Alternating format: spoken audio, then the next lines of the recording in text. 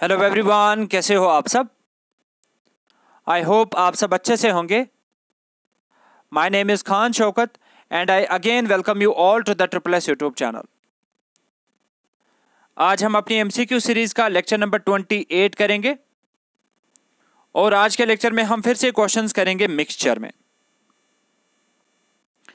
यानी कि हर एक टॉपिक के रिलेटेड आपको दो दो तीन तीन एमसीक्यूज देखने को मिल जाएंगे।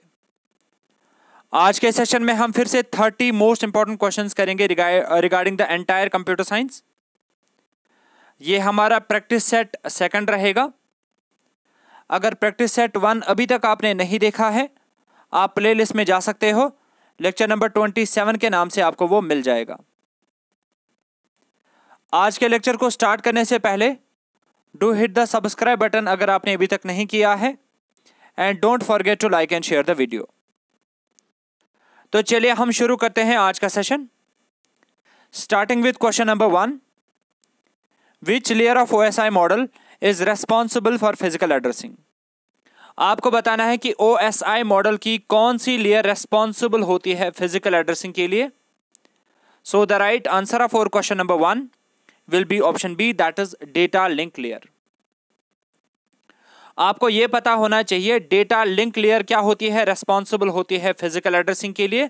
और फिजिकल एड्रेसिंग का दूसरा नाम क्या है, दैट इज मैक एड्रेसिंग, यानी कि मीडिया एक्सेस कंट्रोल एड्रेस। ये पॉइंट आपको पता होना चाहिए। और इसी पैटर्न पे नेटवर्क लेयर रेस्पॉन्सिबल होती है लॉजिकल एड्रेसिंग के लिए, और लॉजिकल एड्रेस का दूसरा नाम क्या है, IP एड्रेस। ये पॉइंट भी आपको पता होनी चाहिए। अब अगर हम OSI मॉडल के बारे में कुछ इंपॉर्टेंट पॉइंट्स डिस्कस करेंगे, सबसे पहले आपको पता होनी चाहिए OSI मॉडल की फुल फॉर्म क्या है, that is open system interconnection. मैंने प्रीवियस क्लासेस में बहुत बार ऑलरेडी बताया है, ओपन सिस्टम इंटरकनेक्शन, ठीक है। और इसी पैटर्न पे आपको पता होनी चाहिए OSI मॉडल में कितनी लेयर्स होती है, 7 layers.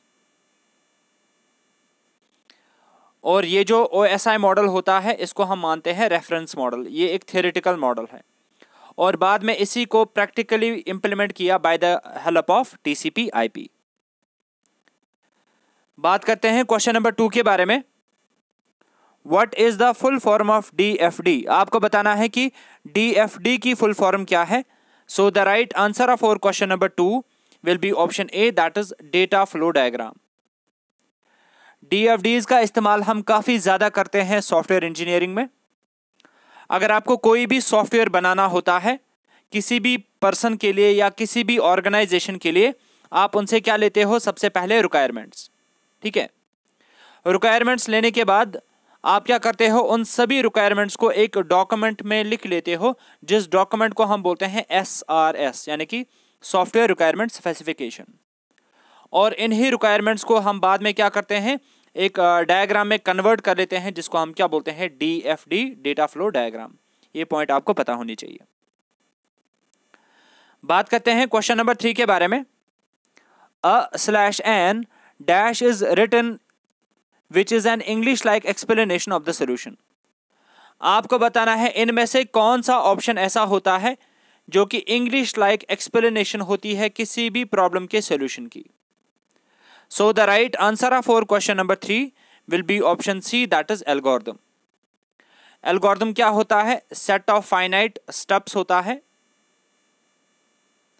Set of finite steps होता है, जिन स्टेप्स को फॉलो करते करते हम किसी पर्टिकुलर प्रॉब्लम को सॉल्व कर पाते हैं, ठीक है। और जो एल्गोरिथम का कॉन्सेप्ट है, एल्गोरिथम का फादर किसको माना जाता है, the name of the person is Al-Khwarizmi. ये पॉइंट भी आपको पता होनी चाहिए। और ये वाला क्वेश्चन जो है JSA के एक शिफ्ट में पूछा गया था। बात करते हैं क्वेश्चन नंबर 4 के बारे में। Redundancy is reduced / eliminated in the database table by using dash.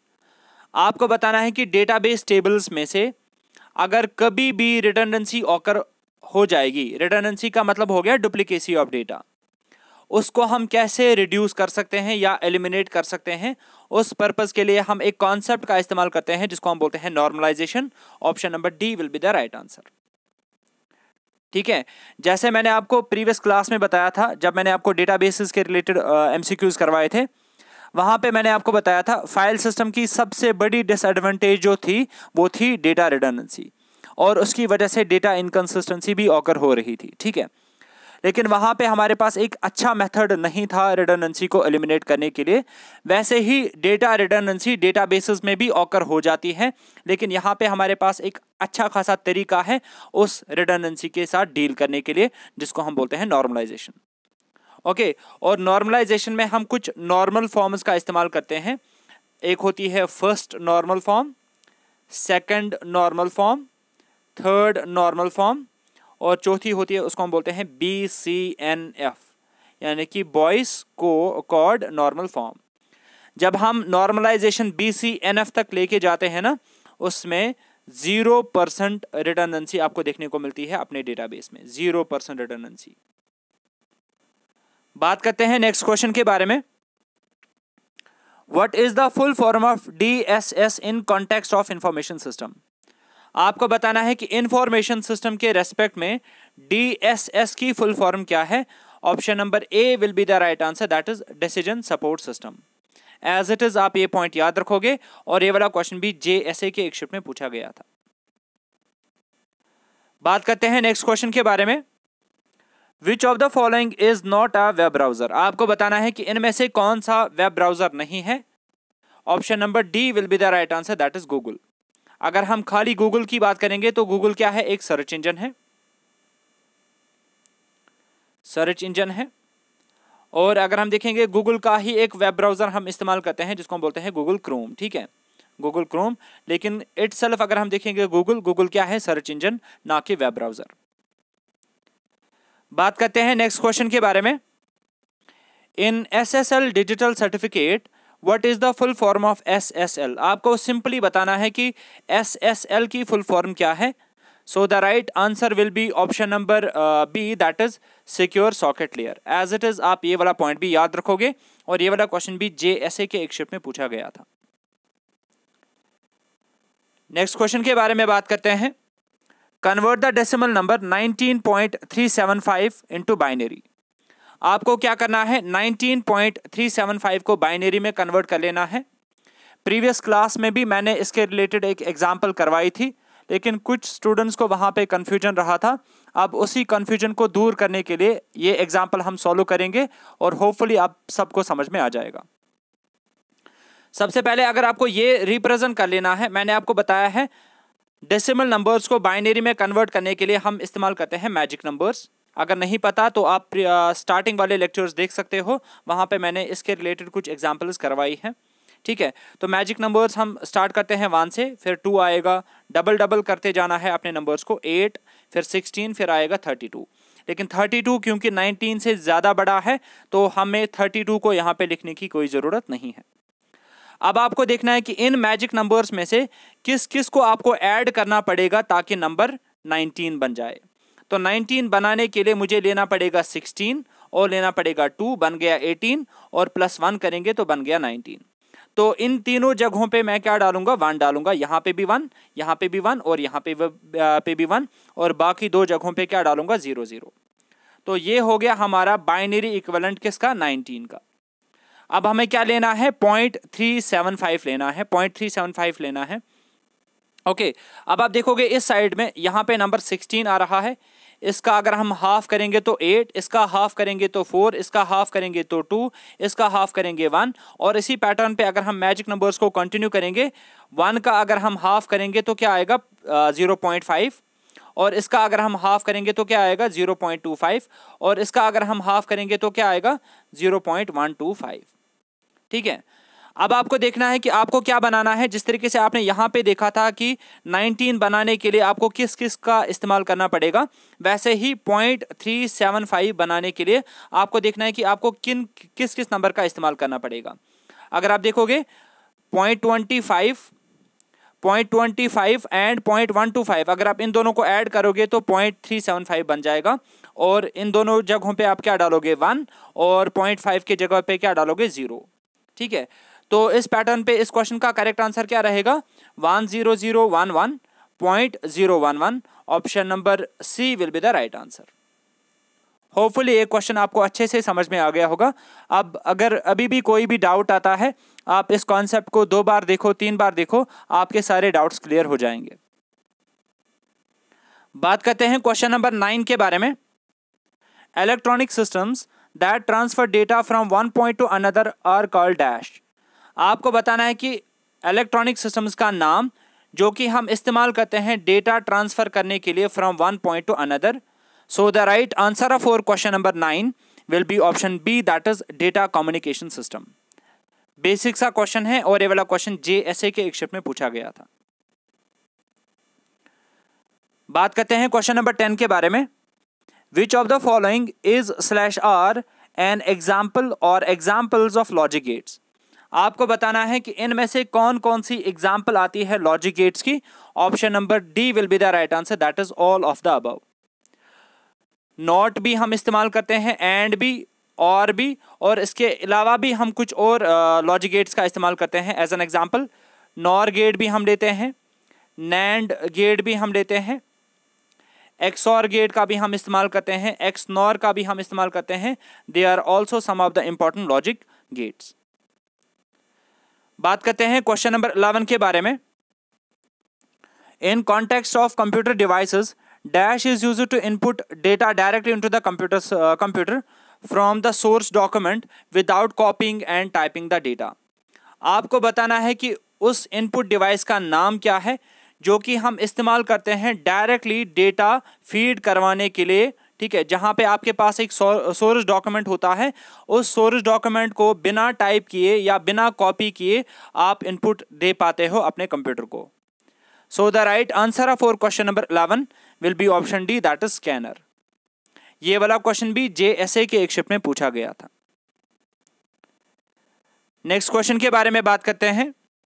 Each NIC की फुल फॉर्म क्या है? Network interface card has a dash address. आपको बताना है कि NICs में हम कौन सा एड्रेस इस्तेमाल कर लेते हैं which helps in uniquely identifying the computer on the network. Option number C will be the right answer, that is MAC address. ठीक है, मैक एड्रेस जो होता है इसको हम क्या बोलते हैं? Physical address. इसको हम दूसरा नाम क्या बोलते हैं? Physical address. अगर आप कोई भी इलेक्ट्रॉनिक डिवाइस देखोगे ना, उनमें एक फिजिकल एड्रेस इस्तेमाल किया जाता है, और वो फिजिकल एड्रेस कब दिया जाता है? At the time of manufacturing, और वो ROM में स्टोर होता है। ठीक है, ये पॉइंट आपको पता होनी चाहिए। इसी पैटर्न पे जो NIC होता है, नेटवर्क इंटरफेस कार्ड होता है, इसमें भी हम किस एड्रेस का इस्तेमाल कर लेते हैं? फिजिकल एड्रेस का। बात करते हैं क्वेश्चन नंबर 13 के बारे में। iOS mobile operating system was invented in the year. आपको बताना है कि iOS, ठीक है ना, ऑपरेटिंग सिस्टम को किस साल में इन्वेंट किया गया था। सो the right answer will be option number A, that is 2007। इसी साल एप्पल का पहला आईफोन लॉन्च हुआ था, और इसी में iOS ऑपरेटिंग सिस्टम का इस्तेमाल किया गया था। ठीक है, लेकिन पहले इसका नाम था iPhone operating system, iPhone operating system, और बाद में इसको शॉर्ट में बोला गया iOS। क्वेश्चन नंबर 14 के बारे में बात करते हैं। Hotmail is a web based email service of. आपको बताना है कि हॉटमेल किसकी वेब बेस्ड सर्विस है? Mozilla, Microsoft, Google, Netscape.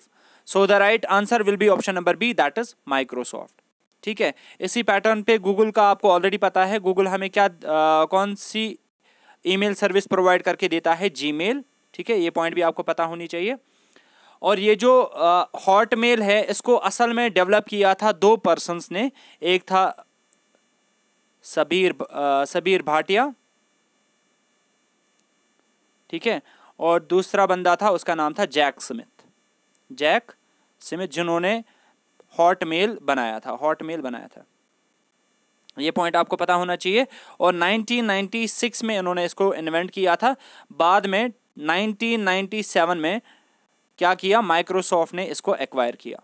ये पॉइंट आपको पता होना चाहिए। और हॉटमेल में जो हमारी अटैचमेंट साइज, जो भी हमारी अटैचमेंट होती है ना, उसका साइज मैक्सिमम क्या हो सकता है? 10 MB का।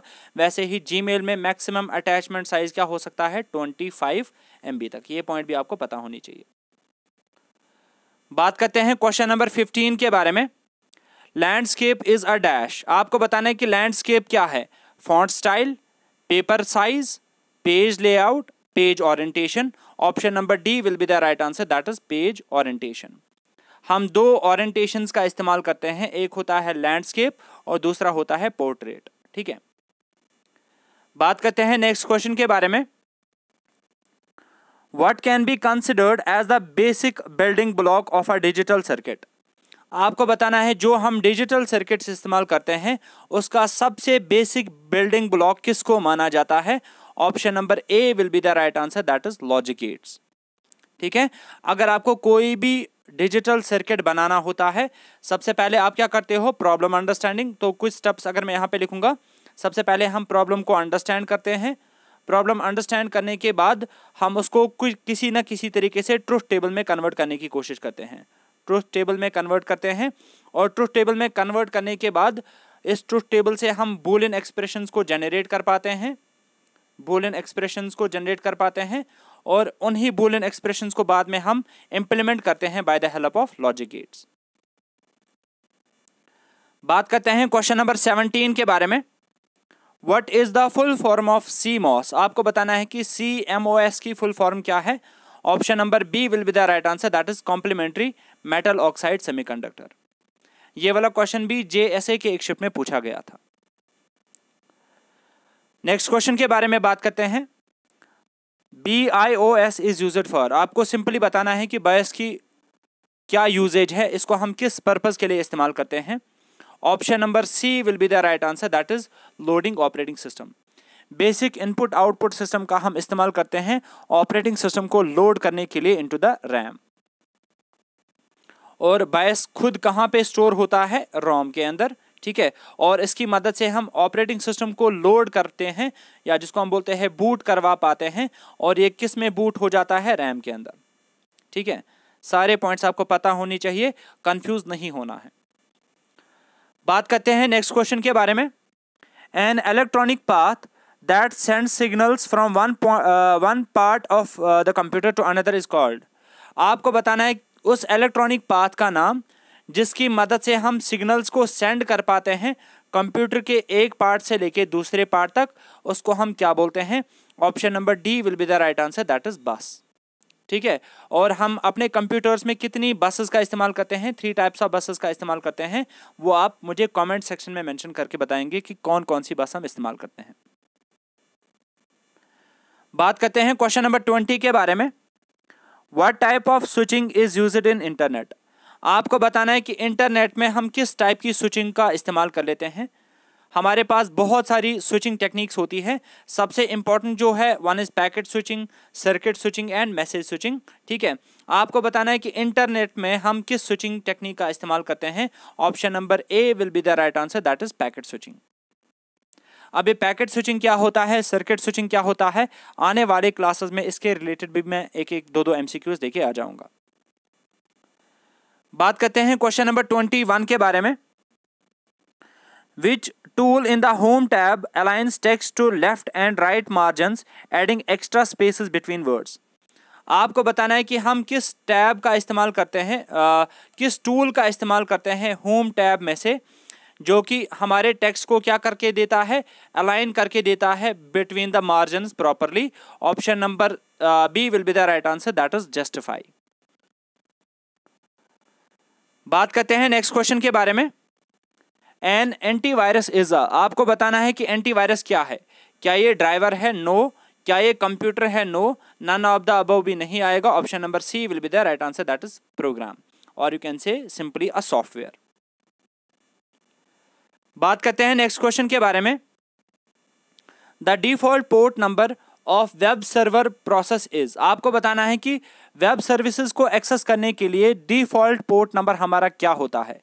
वेब सर्विस को एक्सेस करने के लिए हम किस प्रोटोकॉल का इस्तेमाल करते हैं, HTTP प्रोटोकॉल का इस्तेमाल कर लेते हैं, और HTTP का पोर्ट नंबर क्या आता है, port number 80। So option number D will be the right answer.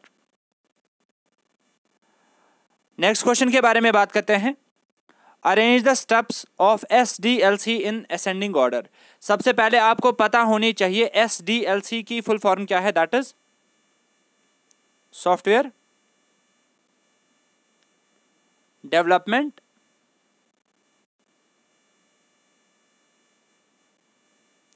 Life cycle. ठीक है, ये पॉइंट आपको पता होना चाहिए। अब आपको इनको अरेंज कर लेना है। पहले दिया गया है requirement specification, maintenance and analysis and design. जो हमारा पहला स्टेप होता है सॉफ्टवेयर डेवलपमेंट लाइफ साइकिल का, वो होती है रिक्वायरमेंट स्पेसिफिकेशन, और उसके बाद हम क्या करते हैं, एनालिसिस एंड डिज़ाइन बनाते हैं उसका, फिर उसकी कोडिंग करते हैं, फिर उसकी डिबगिंग करते हैं, और बाद में उसको डिप्लॉय करते हैं, और लास्ट पे मेंटेनेंस किया जाता है। सो इस हिसाब से इसका जो करेक्ट आंसर रहेगा that will be option number A, that is 1, 3 and 2। सबसे पहले हम क्या करते हैं, रिक्वायरमेंट स्पेसिफिकेशन, ठीक है, उसके बाद हम क्या करते हैं, एनालिसिस एंड डिज़ाइन तैयार करते हैं, और लास्ट पे क्या किया जाता है, मेंटेनेंस। ओके, इसीलिए इस क्वेश्चन का जो करेक्ट आंसर रहेगा that will be option number ए, और ये वाला क्वेश्चन JSA के एक शिफ्ट में पूछा गया था। बात करते हैं नेक्स्ट क्वेश्चन के बारे में। Which of the following is a utility software. आपको बताना है गिवन और द 4 ऑप्शंस, इनमें से कौन सा यूटिलिटी सॉफ्टवेयर है। So the right answer for question number 5 will be option number B, that is disk cleaner. Disk cleaner क्या है, ये एक यूटिलिटी सॉफ्टवेयर है। अगर हम MS ऑफिस की बात करेंगे तो ये क्या है, ये एक एप्लीकेशन सॉफ्टवेयर है, रादर ये एक पैकेज है। ठीक है, ये एक एप्लीकेशन सॉफ्टवेयर है। ऑपरेटिंग सिस्टम क्या है हमारा, ये एक सिस्टम सॉफ्टवेयर है। ठीक है, और इसी पैटर्न पे अगर हम देखेंगे रेलवे रिजर्वेशन सिस्टम जो है, ये भी एक एप्लीकेशन सॉफ्टवेयर ही है, लेकिन ये एप्लीकेशन सॉफ्टवेयर का एक दूसरा टाइप आता है जिसको हम बोलते हैं customized software. Customized software. However, option number B will be the right answer, that is disk cleaner. ये क्या है, एक यूटिलिटी सॉफ्टवेयर। बात करते हैं क्वेश्चन नंबर 26 के बारे में।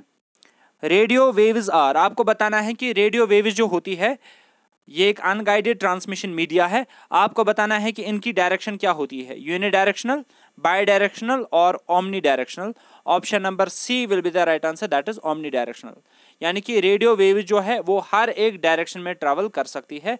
हर एक डायरेक्शन का मतलब होता है ओमनी डायरेक्शनल, इसीलिए option C will be the right answer. बात करते हैं क्वेश्चन नंबर 27 के बारे में। ट्रांसफॉर्मिंग ई गवर्नेंस, काफी इंपॉर्टेंट क्वेश्चन है। Transforming e governance for transforming governance is the vision and approach of. आपको बताना है कि transforming e governance for transforming governance ये किसका विजन है। Option number B will be the right answer, that is e Kranti. यह मैंने आपको ऑलरेडी एक लेक्चर में बताया हुआ है। ओके, अब ई क्रांति के बारे में आपको 2-3 पॉइंट्स पता होने चाहिए। ई क्रांति का दूसरा नाम क्या है, दैट इज NEGP। ठीक है, नेशनल ई गवर्नेंस प्लान 2.0 भी। ओके, और ये हमारे डिजिटल इंडिया इनिशिएटिव का कौन सा पिलर आता है, 5th पिलर। ये पॉइंट भी आपको पता होनी चाहिए। अब आप मुझे डेट मेंशन करके बताएंगे कमेंट सेक्शन में कि ये किस साल में और किस डेट पे लॉन्च हुआ था। एक क्लास में मैंने आपको बताया था, जल्दी से कमेंट सेक्शन में मेंशन करके बताइए। बात करते हैं क्वेश्चन नंबर 28 के बारे में। Which of the following is the 4th step of SDLC। आपको बताना है कि SDLC की फुल फॉर्म क्या है। सबसे पहले आपको पता होनी चाहिए सॉफ्टवेयर डेवलपमेंट लाइफ साइकिल, जो अभी अभी मैंने आपको बताया। इसका 4th स्टेप क्या आता है। Option number A will be the right answer, that is testing and debugging. ये वाला क्वेश्चन भी JSA के एक शिफ्ट में पूछा गया था। नेक्स्ट क्वेश्चन के बारे में बात करते हैं। इन MS Access 2019 relationships can be found under which tab. आपको बताना है कि एक्सेस क्या है, ये भी एक डेटाबेस सॉफ्टवेयर ही है। डेटाबेसेस क्रिएट करने के लिए हम एक्सेस का इस्तेमाल कर लेते हैं, और डेटाबेसेस में मैंने आपको बताया था कि हम 3 टर्म्स का काफ़ी ज़्यादा इस्तेमाल करते हैं। एक होती है एंटिटी, दूसरे होते हैं एट्रीब्यूट्स, और तीसरी चीज़ जो हम इसमें ज़्यादा इस्तेमाल करते हैं दैट इज़ रिलेशनशिप। ठीक है, एक क्लास में मैंने आपको ये भी बताया था। अब आपको क्या बताना है कि रिलेशनशिप्स अगर आपको चेक करने होंगे ये आपको किस टैब के अंदर मिल जाते हैं एक्सेस में। Option number D will be the right answer, that is database tools के अंदर आपको ये मिल जाता है रिलेशनशिप्स का ऑप्शन। ये वाला क्वेश्चन भी JSA के एक शिफ्ट में पूछा गया था। बात करते हैं आज के सेशन के लास्ट क्वेश्चन के बारे में। Which of the following is /R sorting algorithms. आपको बताना है कि गिवन और द 4 और 5 ऑप्शंस, इनमें से कौन सा सॉर्टिंग एल्गोरिथम हम इस्तेमाल करते हैं। Option number E will be the right answer, that is all of the above. हम बबल सॉर्ट का भी इस्तेमाल करते हैं, इंसर्शन का भी, मर्ज सॉर्ट का भी और क्विक सॉर्ट का भी। इसके अलावा भी कुछ और सॉर्ट्स होते हैं, लाइक हीप सॉर्ट भी हम इस्तेमाल करते हैं। इसी पैटर्न पे हम सिलेक्शन सॉर्ट का भी इस्तेमाल कर लेते हैं। These are also some of the important sorting algorithms. अब सॉर्टिंग हम किसके लिए इस्तेमाल करते हैं? अगर हमारे पास एक set of array of elements होगा, ठीक है, एज एन एग्जांपल 1 5 9 3, ये हमारे पास कुछ एलिमेंट्स है। अब अगर हमें इनको सॉर्ट करना होगा इधर इन असेंडिंग ऑर्डर और डिसेंडिंग ऑर्डर, तो हम उस पर्पज़ के लिए क्या करते हैं? सॉर्टिंग एल्गोरिथम्स का इस्तेमाल कर लेते हैं। और ये सारे क्या है? Sorting algorithms. तो होपफुली आज के सारे क्वेश्चंस आपको फिर से समझ में आ गए होंगे अच्छे से। इन केस फिर से कहीं पे कोई भी डाउट आता है, आप कमेंट सेक्शन में वो मेंशन करके बता सकते हैं। मैं नेक्स्ट लेक्चर में उस डाउट को क्लियर करने की कोशिश करूंगा, या अगर डाउट छोटा होगा तो कमेंट सेक्शन में ही आपको उसका आंसर मिल जाएगा। ठीक है, hope you like the session. अगर अच्छा लगा do hit the like button. मिलते हैं नेक्स्ट लेक्चर में। Till then take a very good care of yourself. Good bye.